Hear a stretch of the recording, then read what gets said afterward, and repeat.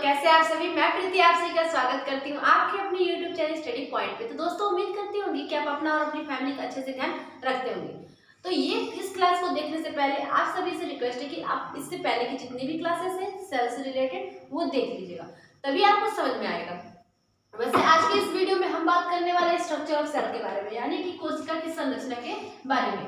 इससे पहले हम लोगों ने डिस्कशन कर लिया कि कोशिका क्या होता है, कैसे होता है, prokaryotic, eukaryotic and plants and animals से जो भी चीजें थी छोटी मोटी बातें वो सारी बातें हो चुकी है। तो आज के इस वीडियो में हम बात करेंगे सेल की संरचना कैसा होता है। आप सभी को पता है जितने भी सेल हमारी बॉडी में है, तो मैम आखिरकार वो सेल होते कैसे हैं। तो चलिए सबसे पहले हम सेल की संरचना बना लेते हैं, आप भी देखते रहिएगा, आराम से बनाइएगा। सबसे पहले ये आपको बाहर का जो लेयर होता है सेल का ये बना लेते हैं। डबल लेयर होता है क्योंकि एनिमल सेल है, इसकी डबल लेयर, इसकी बाहर की लेयर क्या कही जाती है सब भी बताएंगे। सेंटर की अगर बात करूं, इस सेल ये सेल का स्ट्रक्चर बना रही हूँ, ठीक है, आप सभी को पता होना चाहिए। तो इसके सेंटर में क्या होता है फ्रेंड्स, न्यूक्लियस होता है। न्यूक्लियस के ऊपर क्या होता है, न्यूक्लियर मेम्ब्रेन होता है, एक पर और लेयर होती है। इस न्यूक्लियस के अंदर सब क्या प्रेजेंट होता है, जेनेटिक मटेरियल्स होता है। इस न्यूक्लियस के जस्ट एबव यानी कि जस्ट ऊपर प्रेजेंट होता है कुछ इस प्रकार से स्ट्रक्चर। इस स्ट्रक्चर को क्या कहते हैं, इस स्ट्रक्चर को हम कहते हैं ईआर। ईआर का में पूरा नाम क्या होता है, ईआर का पूरा नाम होता है एंडोप्लाज्मिक रेटिकुलम, यानी कि अंतःप्रद्रवी जालिका। क्या बोलते हैं, अंतःप्रद्रवी जालिका। अभी मैं लिख दूंगी, आप लोगों को कोई टेंशन लेने की जरूरत नहीं है। ये संरचना बहुत ही इंपॉर्टेंट है और ये जो मैं बना रही हूँ स्ट्रक्चर वो या संरचना, इसे हम एनिमल सेल कहेंगे, ठीक है। इसलिए इसमें मैं क्लोरोप्लास्ट नहीं बनाऊंगी क्योंकि प्लांट सेल में क्लोरोप्लास्ट होता है, एनिमल सेल में नहीं होता है ठीक है, सॉरी। इसके बाद अगर मैं बात करूं माइटोकॉन्ड्रिया की, ठीक है, कुछ इस प्रकार से स्ट्रक्चर बना देती हूँ माइटोकॉन्ड्रिया। लेकिन याद रखिएगा ये जरूरी नहीं है कि मैं यहाँ पे माइटोकॉन्ड्रिया बना रही हूँ तो मैम क्या यहीं पे होता है, ऐसा नहीं है बिल्कुल भी। माइटोकॉन्ड्रिया कहीं भी प्रेजेंट हो सकता है, ठीक है। अगर मैं यहाँ पे मैं वैक्यूल्स बना रही हूँ तो क्या यहीं पे वैक्यूल्स होता है, बिल्कुल नहीं। अगर मैं यहाँ पे लाइसोसोम बना रही हूँ तो क्या मैम यहीं पे होता है, बिल्कुल नहीं। यहाँ पे हम बना लेते हैं गोल्जी बॉडी गोल्जी बॉडी बना लेते हैं, ठीक है। याद रखिएगा इस फिगर के बाद हम लोग इन सभी सेल ऑर्गेनल्स के बारे में बात करने वाले हैं, एक एक करके सबको डिस्क्राइब करेंगे। ये मैं बना रही हूँ राइबोसोम्स, ठीक है, राइबोसोम्स, ठीक है। ये सारे स्ट्रक्चर जो आप देख लीजिए, इसके अंदर बना लो साइटोप्लाज्म। सारे स्ट्रक्चर कहाँ प्रेजेंट होते हैं, साइटोप्लाज्म में तो होते हैं ना, साइटोप्लाज्म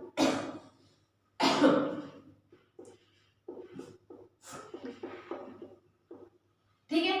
ईआर के कुछ हिस्सों पे ऐसे राइबोसोम प्रेजेंट होते हैं। क्या प्रेजेंट होते हैं, राइबोसोम। अभी बताऊंगी क्यों, ठीक है। आजी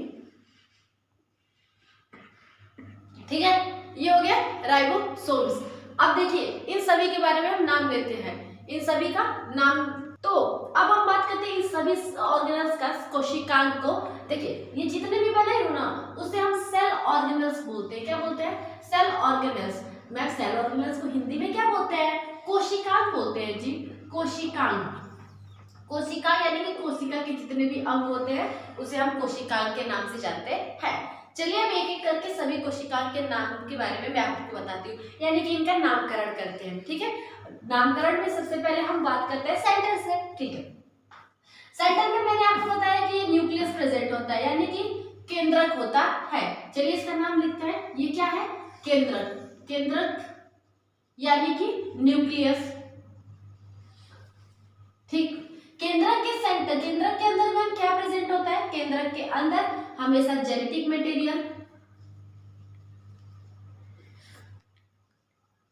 जेनेटिक मटेरियल को हिंदी में क्या कहते हैं, सबसे पहले बता दो जेनेटिक मटेरियल में होता क्या है, डीएनए। इसको हिंदी में अनुवांशिक पदार्थ बोलते हैं, अनुवांशिक पदार्थ, अनुवांशिक पदार्थ, ठीक, डीएनए होता है। उसके बाहर न्यूक्लियस के ऊपर जो लेयर दिख रही है ना आपको, जो परत दिख रही है उसे हम कहते हैं न्यूक्लियर न्यूक्लियर मेम्ब्रेन। क्या बोलते हैं, nuclear membrane, membrane,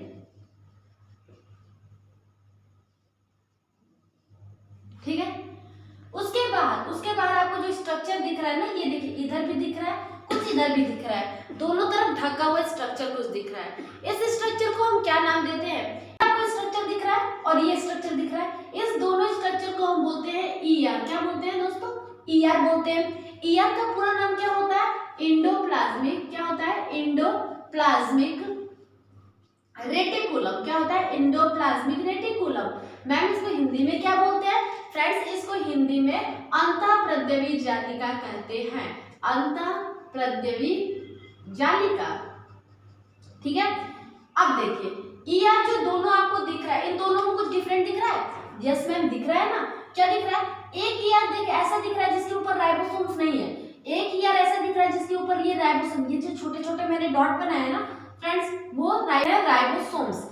yes ma'am, ऊपर वाले ईआर में राइबोसोम्स नहीं है, नीचे वाले में ईआर में राइबोसोम्स हैं। तो ये राइबोसोम्स को ना दो भागों में डिवाइड किया गया। कितने भागों में? 2 पार्ट में डिवाइड किया गया। यहाँ पे लिखती हूँ, एक होता है बेटा SER, एक होता है RER। क्या होता है? SER और RER क्या होता है मैम? SER इसे बोलते हैं जो स्मूथ इंडोप्लाज्मिक रेटिकुलम होता है, स्मूथ ER होता है, यानी कि चिकनी अंतःप्रद्रवी जालिका। स्मूथ मतलब क्या होता है? चिकनी। और RER मतलब क्या होता है ma'am? Rough, ROUGH, rough endoplasmic reticulum. Ma'am इन दोनों को क्यों ऐसा नाम दिया गया? देखिए, तो इसमें से जो SER है ये वाला पार्ट होगा। ये वाला पार्ट क्यों होगा मैम? क्योंकि ये इसके सरफेस पे कुछ नहीं प्रेजेंट है, यानी कि राइबोसोम जब नहीं है तो केवल चिकनी है, स्मूथ है, इसलिए इसको स्मूथ इंडोप्लाज्मिक बोलते हैं। नीचे वाला जो है इस पे राइबोसोम्स प्रेजेंट है, जिसके कारण इसको रफ इंडोप्लाज्मिक यानी कि खुरदरी अंतःप्रद्रवी जालिका कहते हैं। आया कि नहीं समझ में क्यों कहते हैं? ठीक है, आई होप क्या आगे बढ़े। ये जो होते हैं वैक्यूल्स होते हैं, वैक्यूल्स को हिंदी में मैम क्या बोलते हैं? रिक्तिका बोलते हैं। रिक्तिका का इन सभी का काम बताया जाएगा एक एक करके। आप वीडियो में बने रहिए, आप सभी को एक एक करके इन सब का इम्पोर्टेंट वर्क बताया जाएगा। ठीक है, ये जो होते हैं ये इसको क्या बोलते हैं मैम? लाइसोसोम बोलते हैं। क्या बोलते हैं बेटा? लाइसोसोम बोलते हैं। लाइसोसोम को एक और नाम से जानते हैं हम, सुसाइडल बैग के नाम से जानते हैं। क्या जानते हैं? सुसाइडल बैग, यानी कि हिंदी में क्या बोलते हैं? आत्महत्या की थैली, आत्महत्या की थैली के नाम से जानते हैं। ठीक है, अब हम बात करते हैं किसकी? इसकी। ये स्ट्रक्चर क्या है मैम? ये स्ट्रक्चर जो होता है ना बेटा गोल्जी बॉडी होता है। क्या होता है? Golgi body. गोल्जी बॉडी इसको कहते हैं। ठीक है, क्यों? गोल्जी काय हिंदी में बोलते हैं, गोल्जी काय, गोल्जी काय। ठीक, ये क्या स्ट्रक्चर मैम? इसको हम बोलते हैं बेटा माइटोकॉन्ड्रिया। क्या बोलते हैं? माइटोकॉन्ड्रिया। मैम माइटोकॉन्ड्रिया को किसी और नाम से भी जानते हैं क्या? बिल्कुल जानते हैं ना, पावर हाउस ऑफ सेल। इसको हम पावर हाउस ऑफ सेल कहते हैं। कोशिका का ऊर्जा घर बोलते हैं। क्या बोलते हैं? कोशिका का ऊर्जा घर, कोशिका का ऊर्जा घर कहा जाता है किसको? माइटोकॉन्ड्रिया को। ठीक है, तो ये क्या है मैम? ये जो है साइटोप्लाज्म है, साइटोप्लाज्म है, जीवद्रव्य भी बोला जाता है। देखिए आया समझ में? ये है स्ट्रक्चर ऑफ सेल। आइए एक बार पूरा समझ लेते हैं। ठीक है, देखिए स्ट्रक्चर ऑफ सेल यानी कि कोशिका की संरचना इसे बोलते हैं हिंदी में हम। ठीक है, ये जितने भी नाम आपको दिख रहे हैं ना, ये सभी को कोशिकांग बोलते हैं, सेल ऑर्गेनल्स बोलते हैं। ठीक है मैम, ये जो फिगर आपको दिख रहा है ये हमारा एनिमल सेल है। कौन सा सेल है? एनिमल सेल है। यहाँ पे एनिमल सेल, ठीक है, ए सेल लिख दिया मैंने, एनिमल समझ जाइएगा। तो बात करते हैं, देखिए सबसे सेंटर में मैम न्यूक्लियस होता है। न्यूक्लियस यानी कि केंद्रक होता है। उसके अंदर जो होता है जेनेटिक मटेरियल, अनुवांशिक पदार्थ होता है जो डीएनए होता है। उसके बाहर जो होता है न्यूक्लियर मेम्ब्रेन होता है। ठीक है मैम, इस न्यूक्लियस को ऊपर से कवर किए हुए ईआर होता है जिसे इंडोप्लाज्मिक रेटिकुलम अंतःप्रद्रवी जालिका कहते हैं मैम। ये 2 टाइप के होते हैं, जिसमें राइबोसोम्स प्रेजेंट होता है मैम वो आरईआर होता है, जिसके ऊपर राइबोसोम्स नहीं प्रेजेंट होते हैं वो एसईआर होता है। ओके मैम, देन ऊपर जो होते हैं वैक्यूल्स होते हैं, ये वैक्यूल्स दिख रहे हैं, इसको हिंदी में रिक्तिका कहते हैं। साइड में जो होता है ये जो आपको दिख रहा है स्ट्रक्चर लाइसोसोम का होता है, जिसे हम सुसाइडल बैग, आत्महत्या की थैली कहते हैं। उसके बाद ये गोल्जी बॉडी होता है और नीचे माइटोकॉन्ड्रिया का स्ट्रक्चर मैंने बना रखा है। और ज्यादा सारे सेल ऑर्गेनल जहाँ पे प्रेजेंट होते हैं उसे हम साइटोप्लाज्म कहते हैं। इन सभी के बाद एक और हम लोग का जो है थोड़ा सा छूट गया है, क्या है? जो बाहर का लेयर है उसे हम क्या कहते हैं?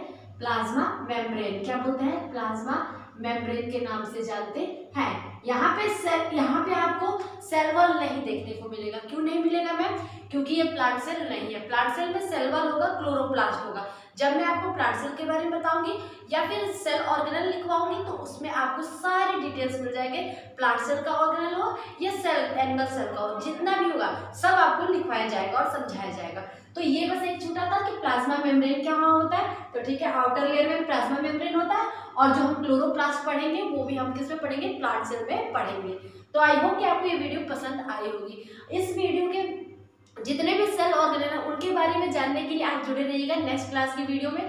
आप आई होप कि आपको इस वीडियो के साथ वो वीडियो भी पसंद आने वाली है। ठीक है, क्योंकि हम एक एक सेल ऑर्गेनल के बारे में अच्छे से जानेंगे, डिटेल्स से जानेंगे और बहुत कुछ जानेंगे। ठीक है, मिलते हैं तब तक नेक्स्ट वीडियो में। तब तक के लिए बाय बाय, टाटा।